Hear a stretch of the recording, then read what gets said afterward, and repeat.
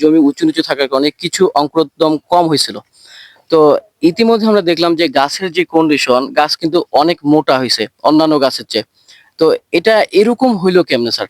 যদি এই প্রসেসটা আপনি বলতেন। আমরা যে অনেক ভুট্টা দেখছি, আশেপাশে অনেকগুলো ভুট্টা আছে, তার চেয়ে গাছ আমরা জানি যে গাছ যত মোটা হয় ফলন তত ভালো হয়। তো এই প্রসেসটা কিভাবে হইলো? আমরা এই জন্য কি কি মানে দিতে পারি মূলত জমিতে? কোনো একটা ফসলের ফলন নির্ভর করে আসলে কৃষির প্রথমত হচ্ছে আবহাওয়া, জলবায়ু, তারপর হচ্ছে জমির অবস্থা কিরকম, এবং সর্বোপরি যেটা সেটা হচ্ছে ব্যবস্থাপনা।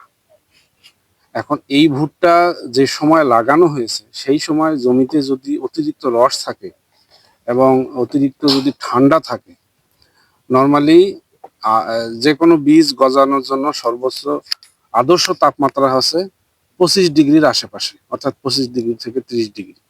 একেবারে ঠান্ডাও না, আবার অতিরিক্ত গরম না, এরকম অবস্থায় যদি মাটির জো অবস্থা থাকে তাহলে এই ভুট্টাটা যে কোনো বীজ স্বাভাবিকভাবে গজাবে। যদি অতিরিক্ত পানি থাকে সেখানে তাহলে কিন্তু কিছু পচে যাওয়ার সম্ভাবনা থাকে। আবার কোথাও যদি রস একেবারে কম থাকে তাহলে সেটা হয় পরে গজাবে, এবং পরে গজানোর কারণে অর্থাৎ অঙ্কুরিত বিহীন অবস্থায় থাকার কারণে সেখানে অনেক সময় পোকামাকড়ের আক্রমণ হতে পারে, কেটে ফেলতে পারে, সেক্ষেত্রে আপনার সেই বীজটা গজাবে না। তো বিভিন্ন কারণ থাকে, অর্থাৎ সবগুলো অবস্থা যখন আদর্শ থাকে তখন একটা বীজ দিলে সেটা স্বাভাবিক সময়ে যেটা তার লিফলেটে লেখা থাকে সেভাবে গজাবে।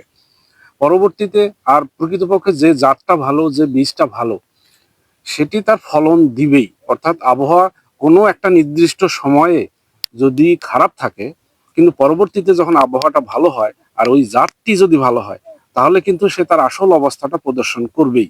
যেমন এই ভুট্টার ক্ষেত্রে আপনি বললেন যে শুরুর দিকে একটু দুর্বল ছিল, সেটা হয়তো বা মাটির কারণে, সেটা হয়তো বা আবহাওয়ার কারণে, কিন্তু পরবর্তীতে যখন আবহাওয়াটা অনুকূল অবস্থায় চলে আসে তখন কিন্তু দেখলেন, আপনি বললেন যে এই ভুট্টার গাছগুলা অনেক লম্বা, মোটা, এবং এটা শিকড় অত্যন্ত শক্তিশালী এবং শিকড় অনেক বেশি মোটা, অর্থাৎ এটা সহজে ঝড় বাতাসেও পড়বে না।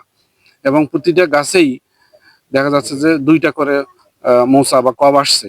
এবং আমাদের চাষি ভাই যেটা বললেন যে উনি দীর্ঘদিনের এই ভুট্টা চাষে অভিজ্ঞতা সম্পন্ন একজন মানুষ, সেক্ষেত্রে ওনার আজকে এই যে 105 দিন পর্যন্ত ভুট্টা গাছের বৃদ্ধি, অন্যান্য অবস্থা, পাতা চওড়া, পাতাগুলো যেভাবে গাছের সাথে কৌণিক অবস্থানে আছে সেখানে আলো বেশি পরিমাণ সে গ্রহণ করবে, আর যে গাছ যত বেশি পাতা হবে, আলো বেশি গ্রহণ করবে, নিশ্চিতভাবে সেটার ফলন বেশি হবে।